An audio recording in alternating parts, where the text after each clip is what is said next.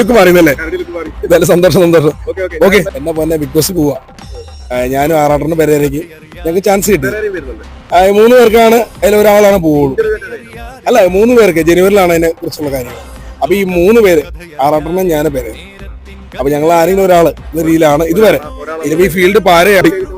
അപ്പൊ ജഗദീഷ് അണ്ടസനെ HSP ഞാനിനി പുതിയ രൂപത്തിലാണ് സിനിമയിൽ വരുന്നത്.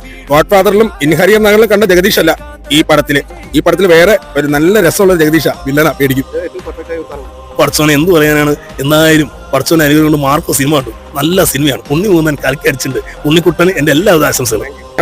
പറയാൻ പറ്റത്തില്ല, ഒരാളെ രക്ഷപ്പെടാൻ സമ്മതിക്കില്ലാത്തവരുണ്ട്. അപ്പൊ ജനുവരിയിൽ എന്തായാലും അറിയാൻ പറ്റും. എങ്കിലും വലിയ ആഗ്രഹമുള്ള ഒരു പരിപാടിയാണ് ബിഗ് ബോസ്. കാണാറുണ്ട്, അതിൽ പോകണമെന്നും നമ്മുടെ കഷ്ടപ്പാടൊക്കെ മാറും.